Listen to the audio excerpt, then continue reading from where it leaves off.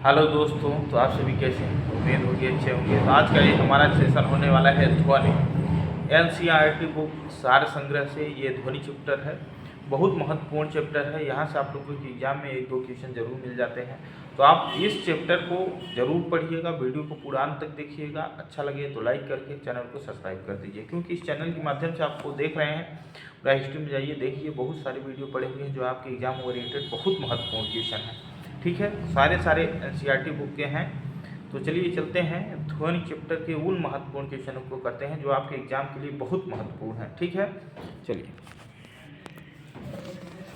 तो ये हमारा ध्वनि चैप्टर है, जहाँ से क्वेश्चन पूछे जाते हैं उनमें से पहले क्वेश्चन की शुरुआत करते हैं। पराध्वनिक जेट से वायुमंडल की किस परत को क्षति पहुँचती है? ठीक है, ओजोन परत। रेलवे में, पुलिस में और एसएससी में इस तरह से बहुत सारे क्वेश्चन पूछे जाते हैं जो आप लोग 1-2 नंबर से चूक खाते हैं। तो इन क्वेश्चनों को पढ़ने से आप लोग वही 1-2 नंबर कवर कर पाते हैं। ठीक है, पराध्वनिक जेट से वायुमंडल की किस परत की क्षति पहुंचती है? तो ओजोन परत को। किसे मापने हेतु डेसिबल इकाई का प्रयोग किया जाता है? तो ध्वनि की तीव्रता मापने में डेसिबल का प्रयोग किया जाता है।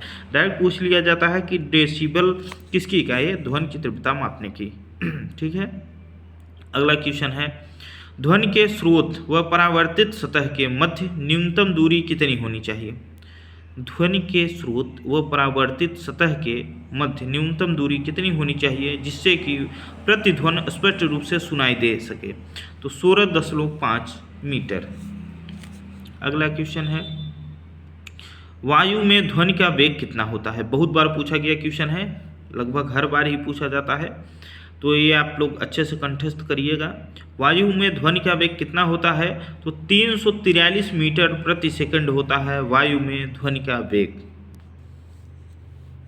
अगला क्वेश्चन है, सिनेमा घरों, बड़े सभागारों आदि में ध्वनि स्रोत बंद होने के बाद कुछ देर तक ध्वनि सुनाई देती रहती है, इसका क्या कारण है?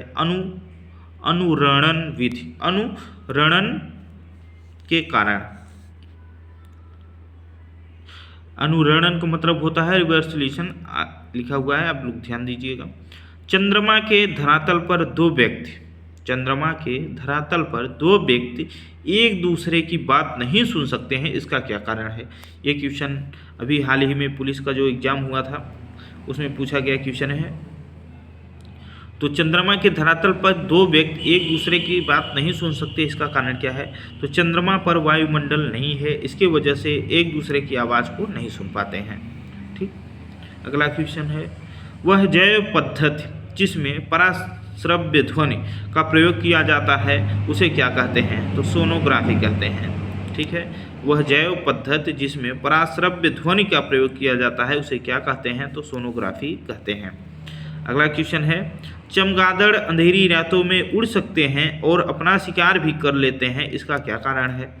तो चमगादड़ अंधेरी रातें में उड़ते हैं, इसका कारण यह है कि वे पराध्वनि तरंगे उत्पन्न करते हैं। चमगादड़ पराध्वनि तरंग उत्पन्न करते हैं और उन्हीं के द्वारा निर्देशित होते हैं। अगला क्वेश्चन है, टीवी रिमोट में किन तरंगों का प्रयोग किया जाता है? तो अवरक्त तरंगों का प्रयोग किया जाता है। बहुत महत्वपूर्ण क्वेश्चन है, ये जरूर आने वाला है। तो टीवी रिमोट में किन तरंगों का प्रयोग किया जाता है? तो अवरक्त तरंगों का प्रयोग किया जाता है। अगला क्वेश्चन है, जल, लोहा व नाइट्रोजन में ध्वनि के वेगों का अवरोही क्रम क्या होगा? इसी तरह से आप लोगों के क्वेश्चन पूछते हैं जो आप लोग फंस जाते हैं, गलतियां कर जाते हैं। तो इनका अवरोही क्रम याद रखिएगा, जल में, लोहा में और नाइट्रोजन में ध्वनि के वेगों का अवरोही क्रम क्या होगा? तो नाइट्रोजन, जल, फिर लोहा। सबसे कम नाइट्रोजन में, उसके बाद फिर जल में, उसके बाद फिर लोहा में। सबसे तेज लोहा में होता है। अगला क्वेश्चन है, तापमान का ध्वनि के वेग पर क्या प्रभाव पड़ता है? तापमान का ध्वनि के वेग पर क्या प्रभाव पड़ता है? तो तापमान के घटने से ध्वनि का वेग घटता है, तापमान बढ़ने से ध्वनि का वेग बढ़ता है। ठीक है, अगला क्वेश्चन है, ध्वनि किस माध्यम में होकर नहीं गुजर सकती है? तो निर्वात से। ध्वनि किस माध्यम से होकर नहीं गुजर सकती है? तो निर्वात में होकर नहीं गुजर सकती है। अगला क्वेश्चन है, स्टेथोस्कोप किस सिद्धांत पर कार्य करता है? ध्वनि के परावर्तन पर। स्टेथोस्कोप किस सिद्धांत पर कार्य करता है? ध्वनि के परावर्तन पर। अगला क्वेश्चन है, एक्वास्टिक्स में किसका अध्ययन किया जाता है? तो ध्वनि का। ध्वनि तरंगों में कौन सी घटना घटित नहीं हो सकती है? तो ध्रुवण की। ध्वनि तरंगों में कौन सी घटना घटित नहीं हो सकती? तो ध्रुवण की घटना ध्वनि तरंगों में नहीं घटित हो सकती। ध्वनि का तारत्व किस पर निर्भर करता है? तो आवृत्ति पर निर्भर करता है ध्वनि का तारत्व। प्रतिध्वनि प्रतिध्वनि का कारण होता है ध्वनि तरंगों का परावर्तन। प्रतिध्वनि का कारण होता है ध्वनि तरंगों का परावर्तन। पराश्रव्य तरंगों की आवृत्ति लगभग कितनी होती है? पराश्रव्य तरंगों की आवृत्ति 20,000 हर्ट्ज से अधिक होती है। ठीक है। मानव द्वारा श्रव्य तरंगों की आवृत्ति कितनी होती है? 20 से 20,000 हर्ट्ज। मानव सुन सकता है 20 से 20,000 हर्ट्ज तक। जो मानव नहीं सुन सकता उसे पराश्रव्य तरंगे कहते हैं, जिसकी आवृत्ति होती है 20,000 हर्ट्ज से अधिक। ठीक है। पराश्रव्य ध्वनि तरंगों किसके द्वारा सुनी जा सकती हैं? तो जो 20,000 हर्ट्ज से अधिक होती है उन तरंगों को कौन कौन सुन सकता है?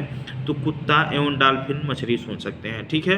तो ये रहा हमारा ध्वनि चैप्टर, जहाँ के महत्वपूर्ण क्वेश्चन है। ध्वनि चैप्टर के इतने ही महत्वपूर्ण क्वेश्चन है, इससे बाहर कुछ भी नहीं पूछा जाता है।